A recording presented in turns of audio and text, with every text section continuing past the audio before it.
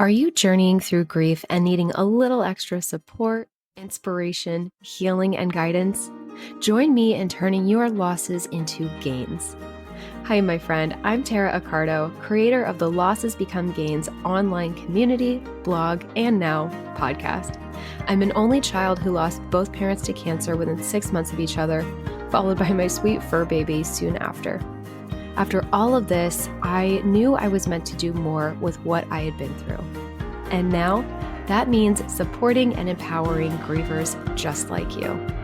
I'm a wife, friend, grieving daughter, writer, course creator, loss advocate turned grief coach, and I'm here to support you and move you through your grief. I want for you to feel like I'm your friend in the grief space and know that whatever you're going through, there's someone out there who just gets it. Few topics are off limits here because grief and loss don't hold back either. We'll get into the nitty-gritty of what all of this means for you, some coping tools, lifestyle topics, and impactful mindset shifts to take you from just surviving to thriving after loss. So grab a cup of your favorite beverage, get comfortable, and show up with an open heart and mind. I'm so glad you're here. Hello, and welcome back to the Losses Become Gains podcast. I am Tara Accardo, and today I have a hopefully very timely episode for you, at least as of when this is going to drop. And we are talking all about how to embrace the holidays after going through a loss, or perhaps you're right in the thick of it. Might feel like kind of a big ask or just straight up kind of impossible. Right? Maybe it's something you don't even want to consider going there with right now. But I have a little tough love here for you. The holidays won't stop for us and our grief, right? People are going to invite us to things. People are going to think that we need to be around loved ones when it's actually the last thing that we want to do. We're going to get inundated with advertisements and emails and social media and all the things. So your gain from this episode today is to not only dig into why the holidays are so difficult, which I know might seem obvious, but I have some important insights for you here, so hang with me. But we're also going to go over some of my favorite recommended tools to embrace the holidays after a loss and just better equip ourselves and mentally prepare a little bit for when and if any emotional moments might come up, because I have no doubt they will. So, the holidays, or really even outside of the holidays, let's think a little bit bigger here for a moment. Perhaps it's just a special day that reminds you of something or someone that you have lost. This could be a birthday, an anniversary, whatever it is. That can be one of the hardest times in your grief. It is a looming reminder of what you don't have. And that is a very lonely place to be. That can be very deafening when you really think about it. And it can put a strain on your psyche and your mood, on your relationships, put pressure on your financial situation. And it overall can just downright take the fun out of a very special time of year. And you might be feeling some added stress, some anxiety, despair, loneliness, or emptiness, a lack of excitement. And I want you to know, first and foremost, I have been where you are. I have been where you are. I still am most holidays, even if I have some fun plans and even if those around me are ready and willing to cheer me up however they can. Simply put, it can be extraordinarily emotionally taxing and physically taxing as well, because remember, our grief can show up in physical ways as well. So whatever the cause of your grief, there are healthy ways to cope with the pain of loss, holidays or not.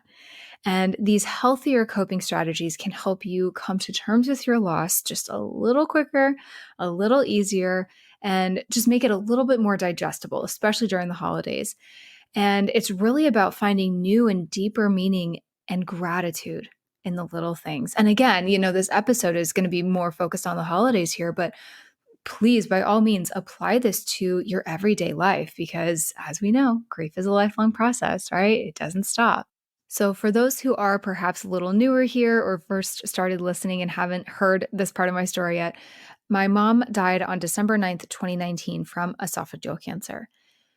we could feel and see her worsening weeks before that. There was a little glimmer of hope that they might be able to release her from the hospital, which she had been in for probably 2 months prior to that, for Thanksgiving. Sadly, that didn't happen. That very much didn't happen. I think we were probably, I don't know. I'd never want to say too hopeful, but it was just like a biting off more than we could chew situation. She just physically would never have really been able to do that. So when she passed just a couple of weeks later, let me tell you, the holidays may as well have not have existed that year. I didn't care, right? My dad and I, so also for those who don't know, I'm an only child. So my dad and I, we had each other. We did thankfully have some family visit just before and just after she died. However, we were alone for the holidays. We were alone for Christmas. The holiday season, as I knew it, would never, ever be the same. My birthday was a little over a month later. I'm a February baby. Never the same. My parents' birthdays, never the same. Countless holidays in between, never the same. And there's no wrapping your mind around that at the time. You just know what's in front of you. And you know that this Christmas or this Thanksgiving or Hanukkah or whatever it is that you celebrate doesn't look and feel right, So again, we celebrate Christmas, and let me tell you, it was the most painful Christmas I ever thought possible. Little did I know that I would not have either parent by that same time the following year, since my dad died in the following July. I almost don't know what was worse, truthfully. Having only one parent with me, my dad, and watching him in pain from grief while also grieving myself, or being without both and taking that on myself. I don't think my dad and I ever felt so alone being in the same room with each other. We were there for each other. Of course, we love each other deeply. We were so happy that we had each other. We shared a beautiful day together as dad and daughter. I am forever grateful for that final Christmas with him. But again, being an only child, especially, and losing a third of your immediate family unit, the silence and that piece missing is I'm using the word deafening a lot today, but it's deafening. It's hard to describe. And if you knew my mom and the personality that she was, it was literally very quiet as well in the house. She was just kind of boisterous and sassy and all the beautiful, magical things compared to the wonderful, hilarious chaos that she would have normally brought to that day. And it was truly just sad in every sense of the word. I mean, sad doesn't even really begin to cover it, of course. But the worst part, like I alluded to, was seeing my dad in such a state of grief. It is something that, as a child, looking at your parent like that, it tugs on your heartstrings in such a way harder than you could possibly imagine. If you have been through this, you know what I'm talking about. It hurt me, cut me to my very core and my gut and the deepest parts of myself, and made me feel more helpless than ever. It was almost like I almost put my own grief for my mom aside, because then I was so worried about him. And it was this crazy just mixture and range of emotions. And while I was in an intense period of grieving myself, I wanted to take that pain away from him, whatever it would have taken. I didn't care. I just wanted my dad to be okay. And my dad wasn't an overly emotional person. And truthfully, he kept it together rather well. He absolutely had his moments.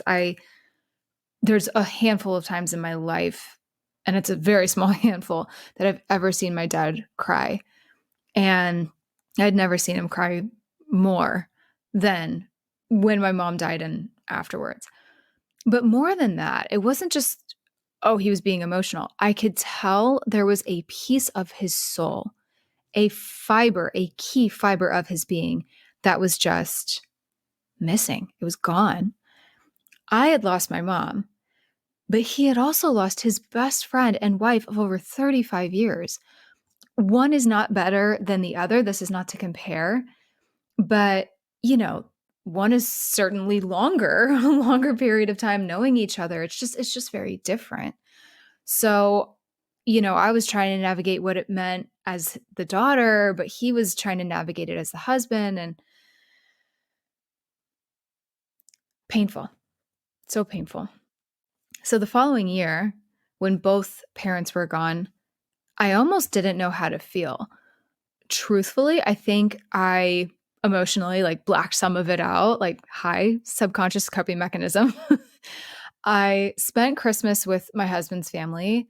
I had family checking in on me, which was wonderful. Overall, I had considering the circumstances, a lovely day. There was laughter, there was distractions. But outside of all of that, I don't I almost have a better word to describe this right now. It just felt weird, honestly. It was empty without the traditions and the things that we would go and do or make it our house, to make our holiday our own. And truthfully, it's hard to know where to start sometimes after we lose a loved one. But that being said, I encourage you not to overthink it. And we're going to get more into this, but it was allowing myself to just be that day that took so much pressure off.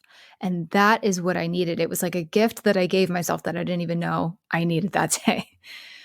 So, embrace invites from friends or family or, go wherever feels right.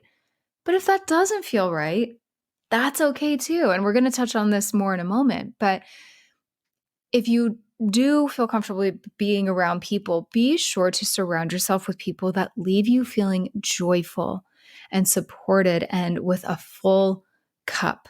Incorporate traditions you're really keen on keeping and see new traditions as opportunities to just create more beautiful memories, right? Yes, there can be so much pain in the moment, but we're kind of given this gift that we can make this look and feel however we want to, and we don't have to do the same thing year over year. I mean, that's kind of the beauty of it in a weird, twisted way. There's so many ways that we can now approach the holidays. So I just want you to keep that in mind, especially on anniversaries or holidays where it can hurt a little more than just the normal day to day, as if that doesn't hurt enough, right? Finding ways not to replace what you had, but to welcome your new reality will be your key to finding some semblance of peace. And remember, there's beauty in the abundance of an open mind and an open heart. So if you're not there right now, this is not me rushing you to get there. It's just to plant the seeds as always. But you might be wondering, okay, fine, Tara, I'll hear you out on this. But how do I go about finding some level of, I don't love the word acceptance, so I'm going to say resignation for what we've lost. We're resigned to the fact that, okay, this person or people are gone. They are not coming back. They cannot come back. They will not come back. I am resigned to that fact. That's not giving up. That is just kind of my alternative for acceptance, right? But now it's figuring out how to cope with the holidays when we feel lost, when we are feeling this deep pain on top of what we already feel on a day-to-day basis outside of the holidays. That can seem overwhelming. That can seem stressful. That feels out of reach. I know how you feel. I've been where you are. I am where you are. So let's just quickly go over some things that are just some of my top recommendations to do going into the holiday season. Again, just to mentally prepare, to physically prepare, all the good things. So, first recommendation, acknowledge your pain. Seems like a big old duh, right? But for real, acknowledge your pain. Take a conscious moment to do that. The first step in getting through the holidays, or literally waking up in the morning on any other day, whether it is a loved one who has passed, a job, a child, a friendship, a relationship, a pet, what have you, is finding and holding space for your pain and the many subsequent emotions that are bound to come. Whether the loss is big or small, the most important thing to remember is that it's personal to you. No one has the power to tell you how to feel about it. So I want you to feel all the feels. Feel it in the privacy of your own home. Feel it in public if you have to, because it could come up when we're at the grocery store buying the frickin' Thanksgiving turkey, right? In knowing that, it's equally important to understand that you cannot and should not feel ashamed or like you need to hide how you're feeling, right? Like I just said, I just gave you permission. So give yourself permission.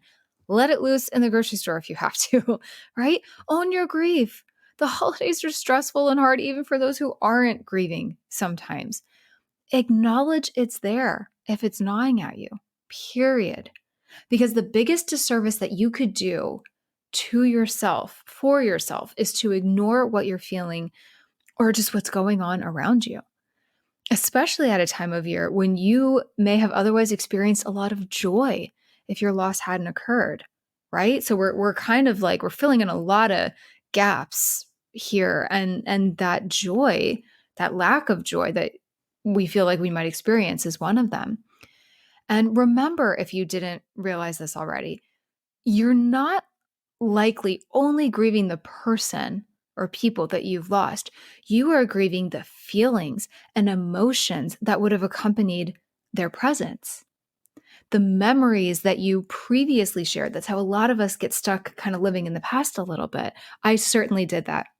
Full transparency for the first at least couple of years. And I'm realizing this is still continuing to come up for me. I do think a lot about my holidays with my parents as a child in my childhood. It was so beautiful and classic, snowy. I grew up on the East Coast, so it was like the quintessential Thanksgiving and Christmas. I mourn that. I long for that, you guys. So, whatever this is for you, that dish that they made that filled you with such warmth, like literally and emotionally, all the things, that dish that you swear you could smell now if you focused hard enough. The, if you lost a child, the child that you wish you could have dressed up in a sweet little outfit, or maybe they would have been X amount of years old by the holidays this season, or, watching our loved ones open presents. I mean, and again, I think a lot about Christmas, but however this applies to you, we're mourning the ability to create new memories and are struggling to find those similar feelings of joy again. And you may feel lost because that can feel so far away now. I get it. I do. It hits you. It hits you coming and going, and it's overwhelmingly painful. And again, it can be very lonely, especially if you don't have a lot of people around you who really get it or might feel like they're glossing over it. It's no wonder this time of year brings so much anguish. So, coping takes a lot of effort and time. And like I said, each year it might look different. But that coping and that healing and all of that, it is possible. That is what I want you remembering today. If you're distracted, come back to me. Remember that the holidays and your day-to-day life can be so vibrant and colorful and beautiful. It is possible. Getting used to being without the thing or the person and the experiences or memories that they could have and would have brought you can be very hard to cope with. I want to validate that right now, especially if this is your first time around. Maybe you're listening to this and this is going to be your first holiday season without a particular person or people in your life. In moments of really severe stress or sadness, I want you to take a pause, breathe, and let those pent up emotions out, because they have got to go somewhere, right? They will get us one way or another. They will.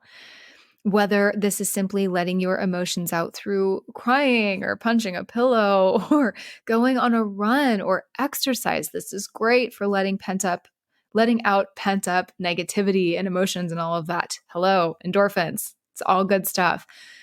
Talking about it with someone, practicing yoga or meditation. I mean, the opportunities are endless, actually. I want you to get excited here. Find what speaks to your soul. Find something that brings just a moment of respite from the sadness. And in doing so, in this process, you will find things that help you heal little by little, again, outside of the holiday season. And for me, understanding what made the holidays so tumultuous allowed me to feel those emotions even more and work through the pain. And the more I felt them, the less time they lingered around. And this made room for gratitude for my new reality, for new experiences. I'm going to say that again, actually. This made room for gratitude for my new reality, for these new experiences. You might be really early on in your grief right now, and you might be like, Tara, that is so far from where I am right now. I have nothing to be grateful. I am not grateful that my people or person, whoever died, whatever your loss looks like. That is not what I'm saying. It is not to take away from the past. It is not to take away from the value that these people brought to your life, but it is simply to find beauty in what's in front of you. Because seriously, what else are we going to do? What else can we do? We can get stuck in that sadness. We can relish in that. We can live there, sure. But what kind of life is that? So I want to empower you to see the excitement and hope for new traditions that maybe you would have never had the chance to explore otherwise. Frame it as adding to your experiences in life, not taking away from what you don't have. Really let that sink in for a moment. So the second thing that I think is really important that I really want to encourage you to do is to very simply communicate your grief. Do not be afraid to communicate your grief to others. It's that simple. Whether this is to a partner, a friend or a family member, a therapist or a counselor, a grief coach, that's me, whoever you're comfortable with. If you're struggling with this new reality you've been thrown into without your permission, most likely, make sure there's at least one person who is aware of how you feel. Notice I didn't say understands how you feel. I said aware. Why? Because your journey, number one, is your own. And it's unlikely that anyone will fully comprehend your thoughts and feelings, your unique thoughts and feelings about the loss. Even if your family, let's say, has lost the same person, for example, that's fine. But each of you had your own relationship with that individual. Each one beautifully unique and special, and each one deserves to be seen and recognized. It's a comfort to be able to relate to others, and I truly hope that is the case for you. I deeply hope that is the case for you, that you have people around you that you feel like, even if they don't totally get it, you can at least, like, there's that energy exchange of like, yeah, I get this. I've been through this too. But perhaps you don't have anyone in that boat around you. This happens all the time. I see it constantly with the people that I coach. This was also my situation on my first Christmas without my parents. And I'll be honest with you, this hasn't really changed. This is still my reality. I still don't know many people who have lost both parents, who have lost both in such a short time, who lost them in the same circumstances that I did. Right? So what I made sure to do was to communicate how I was feeling that morning. And by that morning, I mean like Thanksgiving morning, Christmas morning, to my then boyfriend, now husband, before going to his family's house. I didn't expect him to relate or to be able to understand me. He still has his parents. He had all of his family there. His holidays, for all intents and purposes, were all hunky-dory, right? I simply wanted him to know that there might be moments where I am not okay, or I'm uneasy, or I just need a moment for Tara, or that I could feel overwhelmed or disheartened about what I'm missing that day, and that I might go into it okay, but moments might crop up and I might be triggered by something. I don't know. Grief is so unpredictable like that. And especially going into a household and in a family, at least at the time, that wasn't mine. You know what I mean? And I have air quotes going here. You know, amazing people. And again, I wasn't married into the family at the time, but regardless, I'm married in now, but still, like, they're my people, but they're not my parents. They're not my family that I grew up with, that I am connected to in that way.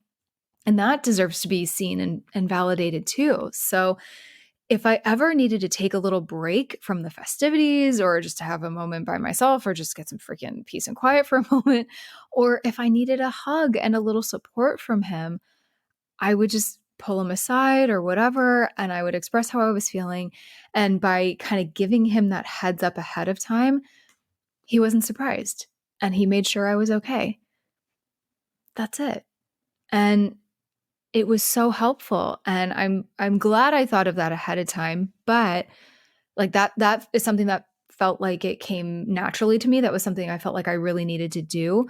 But again, when we're in some acute grief, especially, that might not occur to us right away. So that is why this is such a powerful recommendation that I want to make to you today as well. And number 3 on this list, this is kind of on a similar note, but especially depending on where you might be going, or even if it's maybe like a work event, or it's, just somewhere where you maybe can't get this moment of peace and quiet or respite from the grief, have someone to contact. If you can't have a loved one there with you physically to maybe comfort you in person, at the very least, make sure you have someone to call. It's no secret that texting, a call, FaceTime, what have you, are all within literally the reach of our pocket or our purse. If you feel like you could need a virtual shoulder to either cry on or just to vent, have someone, or maybe even multiple people, to contact. And even better, make sure that in the weeks leading up to the holiday, that's why I wanted to launch this episode right now, so I can get you thinking about this if you haven't already. In the weeks leading up to the holiday, and whether this is the holiday season or an anniversary or birthday or whatever, make sure the people around you are aware of how the holiday might be a little bit of a struggle for you or might be triggering for you. Kind of just giving them a heads up. And I don't want this to always seem like this is on you to have to do, right? But I'm going to touch on this more in a moment, and why, as the griever, this is our grief work. This is us learning to sort of live with it. So again, I'm just putting this little bug in your ear right now. But, the thing with others, we can't control them, right? So most of the time, there are lovely people out there. They might have the forethought to reach out to you to make sure you're okay. I have some wonderful family members and friends that have done that for me. But there are also people that haven't done that. So if they don't, at least these people won't maybe be surprised if you need to get in touch and need a little pick me up in any particular moment. If they're aware of what you're doing or where you're going or whatever, they'll be able to be there for you in a more helpful and meaningful way. And they'll be kind of clear on like, okay, here's what, he or she might need that day. It's unlikely your loved ones are mind readers. Okay. If you don't communicate with those who care about you, they probably won't know, or they just might not understand the depth of it, or how much you might be feeling it, or how stressful this is already making you to think about. Again, this isn't to add more pressure onto you to express something you're maybe not comfortable sharing, or maybe this is like a little out of your comfort zone, or to add more to your plate than you already have going on. And yes, it's lovely if people around you that care about you check up on you on their own accord. Just remember, and again, if you're distracted, I want you to come back to me on this one, because this is really important to remember. remember that some people may feel it's best to give you time and space. They might not want to bring your loss or your grief or whatever up to you because they don't want to make it worse. They don't want to put you in pain, right? But little do they know, it's like all we're thinking about. But, there are people that just want to respect any potential boundaries. Meanwhile, there are some people that might want to be in touch with you more frequently, or they don't know the meaning of the word boundaries, right? You might want more space. You might want more interaction. You might want a little of both. You might not even know because you haven't been through this yet. All of it's okay. Don't put pressure on yourself. There's no need to figure this out now. The whole purpose of this episode is to just equip you and get you thinking about it so you can have, I don't know, a backup plan, or you can just be like, okay, these are the things I'm going to keep in the back of my mind for when and if some of these things do come up. That's it. It's just a matter of being a little, like I said earlier, mentally prepared, right? And this is also important because 1 minute, you might be up for something. You might be like, I'm actually feeling okay today. Right in this moment, I'm feeling good. And then another minute, you might be like, whoa, that was way too soon. That was way too early. My God, I overcommitted. Gave it some thought. Bad idea. Not ready. No, thank you. We have to communicate that to people too. And, not feel any shame around that because we cannot force it if we're not ready. And we might feel that ahead of time. We might know that our social interactions this holiday season might be limited. But sometimes when there are little highs in grief, right? It ebbs and flows for a reason. So if we're feeling pretty good, but then something triggers us, then we might be like, oh my God, I can't back out of this. I already RSVP'd. Give yourself the grace and the permission to just be very upfront and honest with people. Give yourself grace here, as usual, as with any other day of the year, but especially during the holidays, especially if you are not sure how you're going to be feeling yet, or you're hoping for the best, but expecting the worst.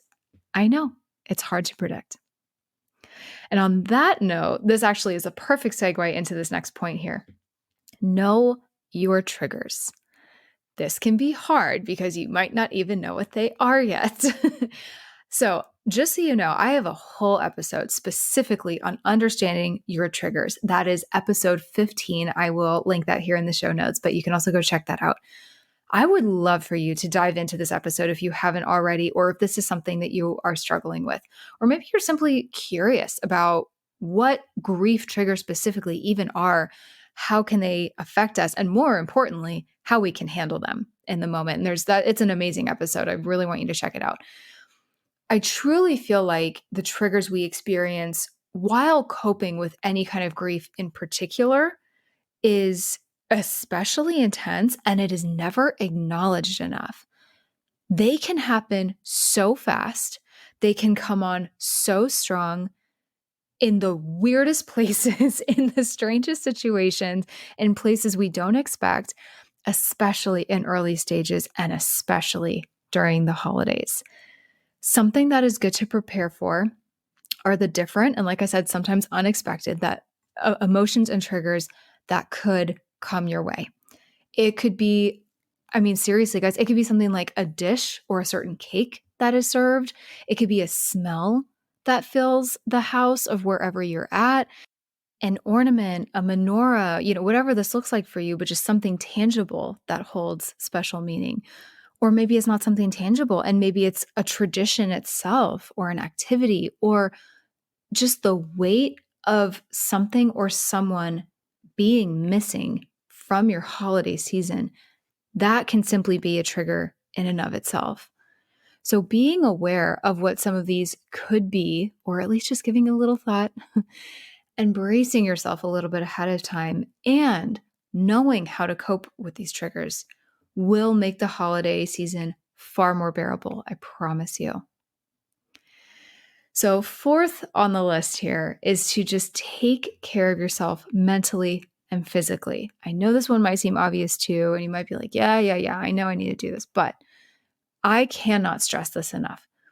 The holidays, even without a loss, can be a crazy time of year. Prioritizing your health is something you cannot skimp on. I want you to hear me when I say that. You cannot skimp on your mental and physical health. A birthday, it might feel a little less exciting. An anniversary can feel incredibly lonely. A would have been due date can be excruciatingly sad and painful. This can all take a toll, and rightfully so. But while we're talking about this, I have some recommendations and things to just keep in mind. These are all pretty high level, but there are some of my favorite ways to practice self-care in general, but especially during the holidays. Okay, so I'll just run through these as quick as I can. Number one, if parties or other festivities are too overwhelming, do not pressure yourself into going, and don't feel guilty if you don't. People will understand. It might not always seem like it. You might feel like it's an inconvenience. You might feel like you're burdening people. Get that all out of your head. Don't pressure yourself. Don't go if you're not feeling it. Period. If holiday decorations are too much or aren't evoking joy, skip them this year. Seriously, just skip them or keep them to a minimum. There will be plenty of opportunities to see them outside of the house too. Trust me, they will be smacking in the face left and right. I assure you of that. Number three, skip completely or at least maybe minimize gifts. After a death especially, material things, this was really true for me, material things can feel less meaningful, and shopping can actually be especially stressful. If your loss, also, I should mention, if your loss is that of a job and finances are tight, or they're just tight in general because life is expensive, right? Communicate with your family and friends and decide whether you truly want to exchange gifts this year. Or maybe you do like a white elephant of sorts and one person or whatever, white elephant, I forget what it's called, but one person buys something for one person, one buys for somebody else, whatever it is, to just make it a little more manageable. It's okay if you don't want to exchange gifts this year. And if you don't feel guilty about that. And again, God willing, there's always next year. If you still want to do gifts though, if that's meaningful for you and that's important, which is fair, gifts can be fun, maybe put a spending limit on it to keep stress to a minimum or just to keep it within your means. Okay. Number 4 here, watch overindulgence of food or alcohol. It's really easy to stress eat or have a couple too many drinks when we're feeling sad or empty emotionally. So I just encourage you, keep an eye on this. Also, say yes to help. If people want to offer their support and help you, take them up on it. My friends, when my mom died, set up a meal train, and it was a life changer. It was so appreciated. It was like, I was so distraught. The last thing I wanted to do was think about what to make for dinner. And then, and my poor boyfriend and husband at the time, it was like all falling onto him and it was a mess. So to even just have a week's worth of dinner taken, literally taken off my plate was a godsend. And it was making sure that I had food on the healthier side around me. So I didn't just end up going to get some fast food that was quick and easy, right? Made such a difference. On a similar note, don't pressure yourself to make food or to host anyone. If you do go to a gathering and feel the need to bring something, or that's just, the thing to do, don't feel the need to overdo it. Let the grocery store pre-made section or bakery or whoever do the work. It's okay. If you enjoy making something from scratch, maybe that sparks joy for you, maybe that actually helps you in your grief, that's amazing. Consider a dish or a specialty maybe of your loved one, or, something that's just symbolic in a way that shares their memory. I do that sometimes with my mom. We were big dessert people. So, Ghirardelli brownies and fun things like that. Like, I'm showing up with something, it's made with love, it's homemade, but it represents her a little bit too. And it brings some of my traditions into the mix, which is amazing. How beautiful is that? This next point is really important, but it's also something you might not immediately think about. Identify people who provide you support and calm and no stress, and those that cause you more stress.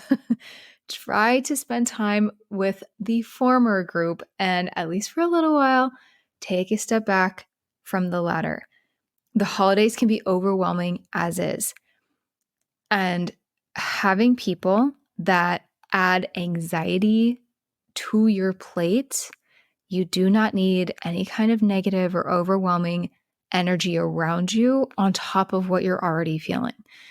If it's difficult to avoid those that cause some stress, as in maybe they're a parent or maybe they're a sibling or, some immediate family member that you just can't get away from, do your best to set expectations with them ahead of time. And I do have more resources on the blog and all of that on setting expectations, because that is a whole nother can of worms to open. But again, planting the seed, just make sure you're thoughtful with who you're around this holiday season.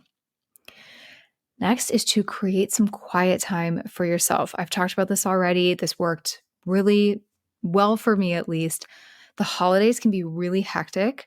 So just making sure you're taking quiet time for yourself to journal, meditate, listen to music, go on a walk, whatever this looks like. This next point goes along with the whole sort of take care of yourself thing, but whatever it is that helps you stay tranquil and happy as we could possibly get, do it. Be it meditation, like I said, going on walks, reading a good book. You just cuddle up with maybe some tea or some coffee and maybe a little fire and just take in the season, right? How good does that sound? Maybe taking an Epsom salt bath, calming your mind with lavender, some candles, the list goes on. And if you're looking for more inspiration here, remember, I have an entire self-care and wellness section on the blog to help you with this. I also should mention, I have a freebie on my website under the free tools section about practicing presence. It's like a practice and presence toolkit. You can download that right now, and I'll link all of this in the show notes as well. But it's just it's not that hard. It's just a really simple, beautiful practice. It's going to help you both in the holidays and outside of the holidays as well. And speaking of, as I mentioned previously, get some exercise. Be sure to get your activity levels up so you are not succumbing to the couch all day. I should mention, the holiday season, that's a perfect excuse to be cozy and a little bit lazy, right? Okay, sure. It's easy to fall into that trap when you're grieving or in a really dark place, though. And it's not just like this cute being cozy on the couch thing. It is like, no, we literally cannot get our ass up off the couch. Y'all, getting fresh air, even running an errand or meeting up with a friend for coffee, whatever this is so important for the psyche. So just remember to prioritize this. But like I was saying earlier, don't push yourself too hard. This is so individual. It comes down to you and what feels good to you and what you feel ready for. And on that note, prioritize certain events or certain meetups or whatever, and just do not overcommit yourself. Just don't do it. When in doubt, don't overcommit. Especially with the holidays being filled with so many parties and dinners and events, save your energy for those that are most important. Look at everything you might have on your calendar, consider which ones are the priorities, and don't overexert yourself. All right, last two on my list here. If you're truly struggling or are experiencing some severe anxiety or depression, please seek professional help. There is no downside. There's no bad time to start, whether this is a counselor or a therapist or, like I said, a grief coach, or, whether this is you exploring my membership and community. I mean, whatever this looks like to you, I'll get to all of this in a moment. Finding your tribe, finding people that can understand you and just uplift you just a little bit, especially in such a complex time of year, it's gold. It's amazing. It will make a difference. And this last one here, I know this seems extreme. Hear me out. Skip the holidays. If it is too much to face, it's okay to just take a break this year. Just take a break. No one's forcing you to do the holidays. No one should be forcing you to do the holidays, right?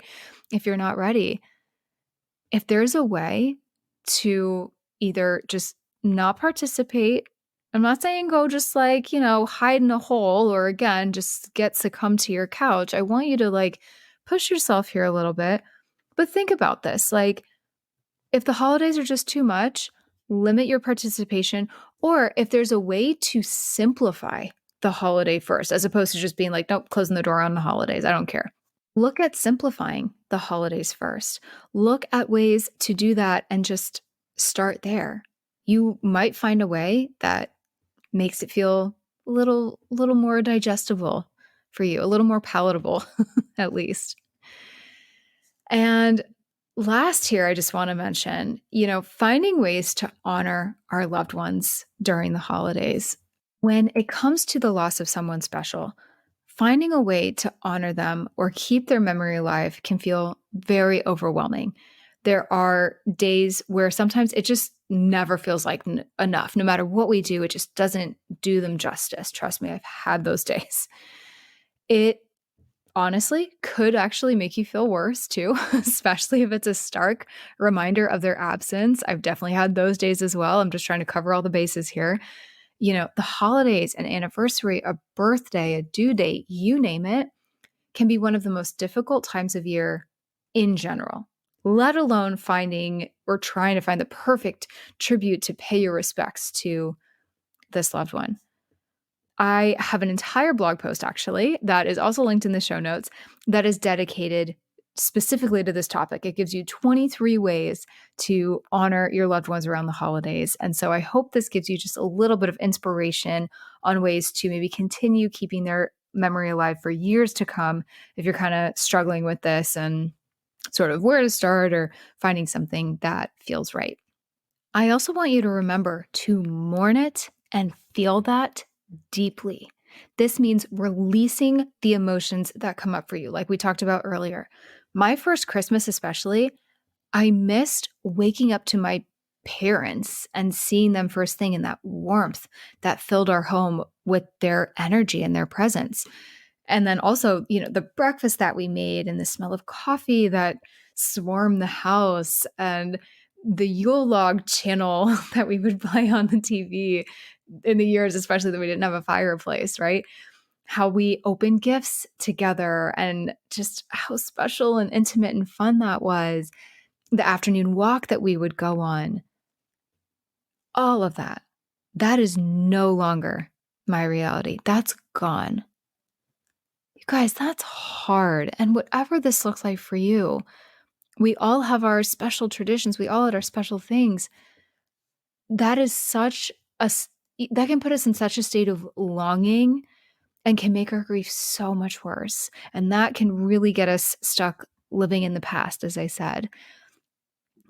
Part of this, as I'm reflecting now, just here in the moment, that's going to be hard for me the rest of my life. I know this.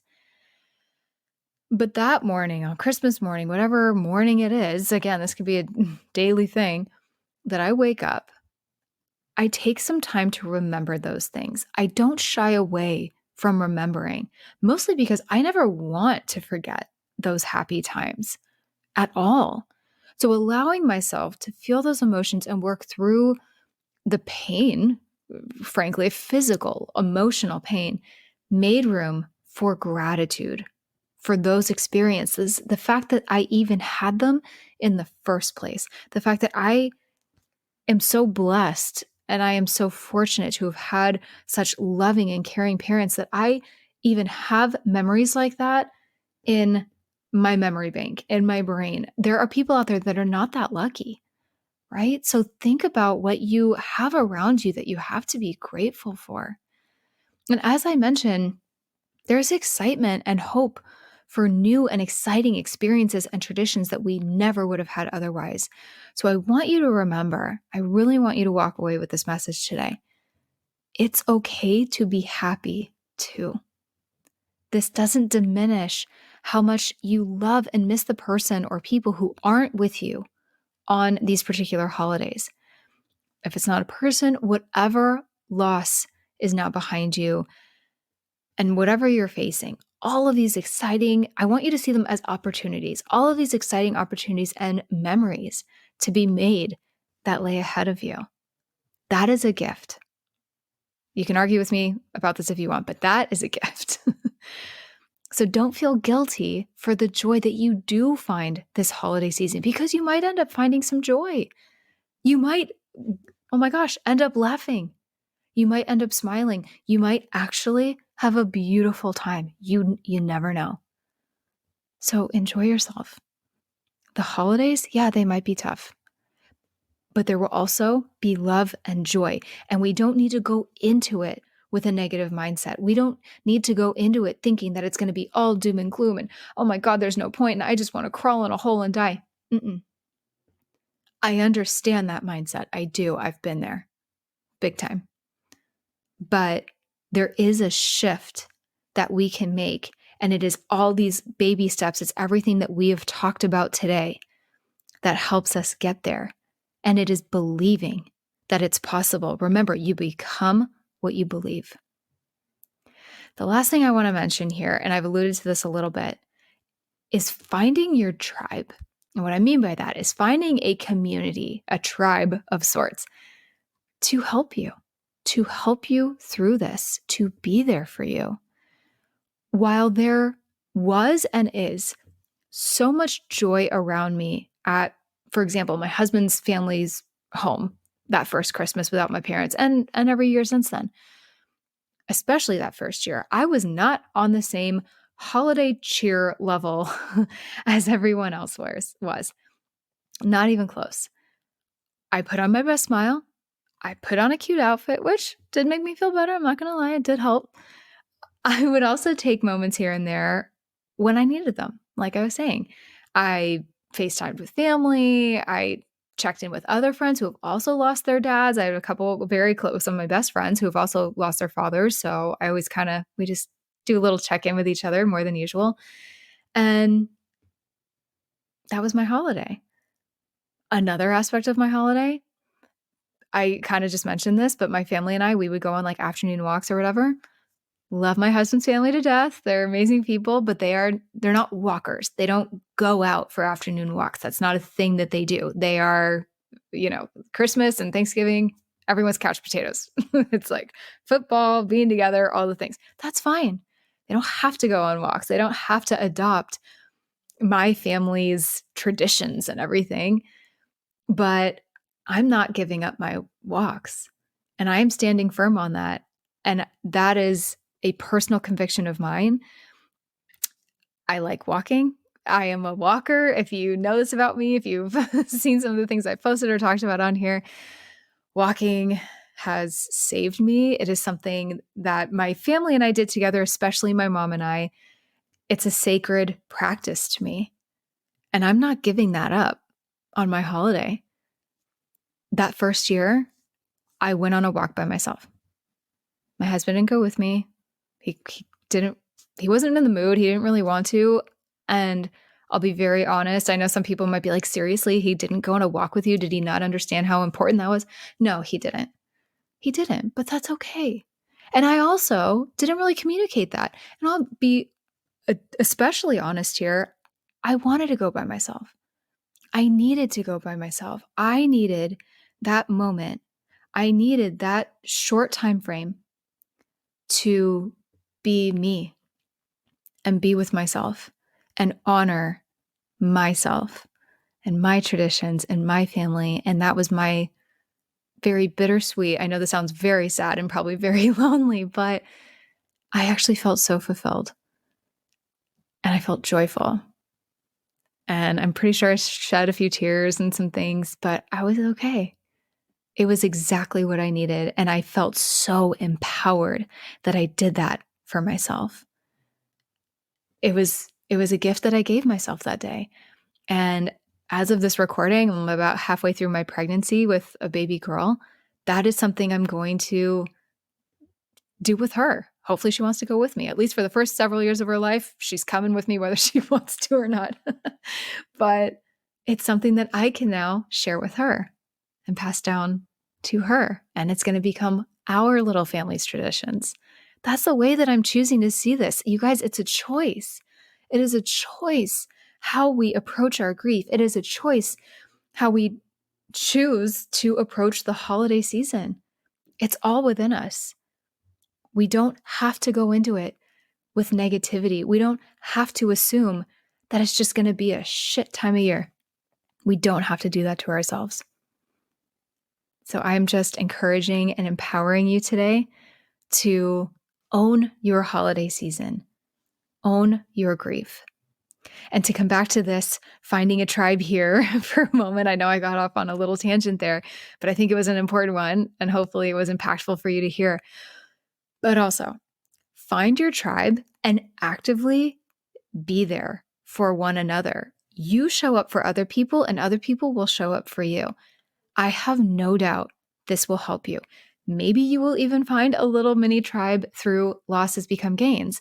And I really just want to hammer this home. If you truly are committed and you really actually do want to find a community and you feel like you are needing some extra support on a day-to-day basis, but also some especially specific support and guidance through the holidays, I really, from my heart, invite you to explore my Intentional Life After Loss membership and community. It is exactly built to do just that. It's about building around your pain. It's supporting yourself on this long, crazy, complex journey with a sense of community that also combines the perfect coping tools to help you. And of course, in this membership, we're addressing grief and we are addressing the core of our grief here. But we've talked about some of this today. There's so much more to the story about living with our grief and living a full, happy, intentional life. So, I'm a grief coach, but I'm also about to finish my soul purpose coaching certification. So I have this really magical, beautiful mix of two different types of coaching that I bring together to talk about various subjects each month. So we talk about, coping with grief and loss and hardship. Number one, always managing stress and anxiety and fear, shifting your mindset. We've talked about that today. Intentional and healthy living, wellness, self-care, somatics, right? This mind-body connection, going even further, tapping into your higher self, discovering your why. Why are we here, right? Grief, if nothing else, really makes us question this. So let's not ignore that. Let's dig into that. Let's discover your soul and your dharma, your soul's purpose of why you're here. It's fascinating, you guys. Like it's such amazing work that we are here and we get to do. And this is your invitation to go deeper, to get curious and get excited about how wonderful, truly wonderful life can be for you after a loss. It can be. I promise you, I am living proof of this, okay? And this membership community is amazing. I am so lit up by it because it's a safe space where you will feel heard and seen and not judged, right? We have people judging us and our grief all the time. Shouldn't you be over it by now? Oh, this is your 5th holiday season without them. Shouldn't you be okay? No, it doesn't work that way. So in this space, your grief is treated and respected as a lifelong process because that's what it is. And you are then surrounded by people who understand that it needs to be treated that way. It comes down to turning your pain into purpose, your losses into gains. That's what we're doing here. That's the whole point. And it's understanding that grief can actually fill you with strength and wisdom and gratitude in those spaces that feel so profoundly empty. I know what those spaces feel like. I'm still healing. I am still filling them up myself. But it's wearing your grief and loss as a badge of honor, almost, if you will.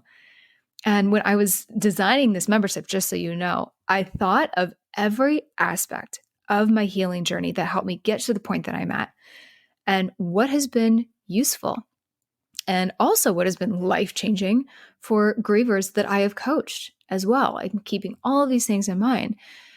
And when I did that, when I really took a step back, I realized there was so much more beyond the surface.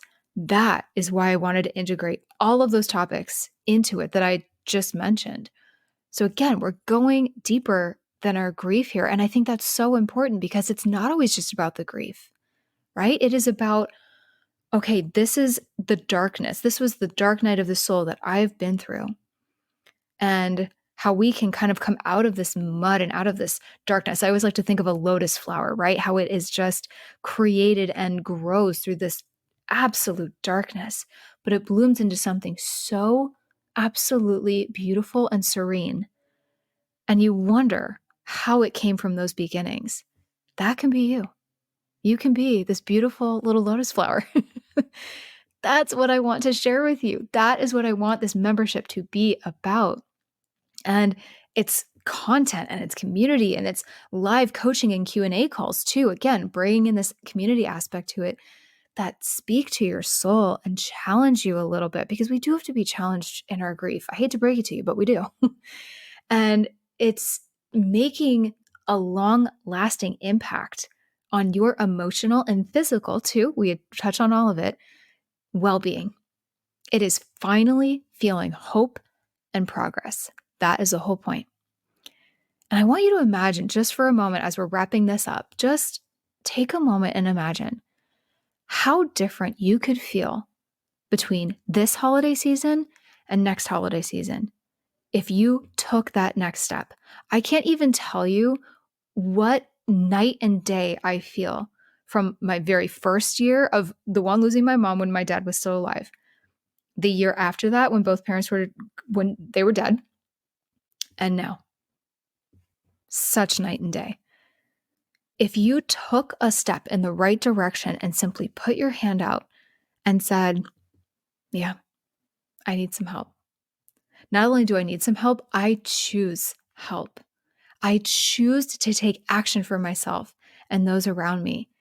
I want something more beautiful and fulfilling and impactful for myself and for others, and maybe for your family or your friends. But at the end of the day, you're doing this for you because only you can put in the action. It's your why that is going to make this work for you.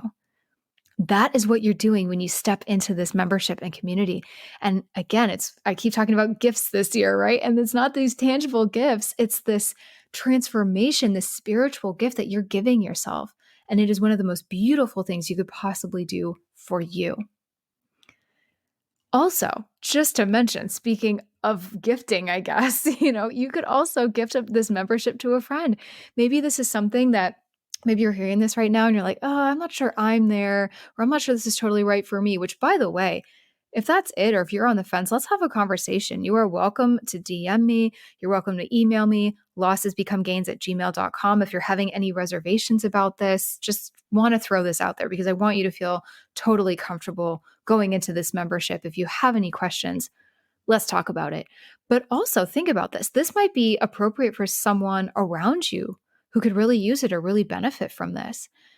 But bottom line, whether you do this for yourself or for someone else, whether it's something you invest in for you or you're investing in it for them, which is incredible, there is a beautiful transformation on the other side of this. And finding your tribe is part of it.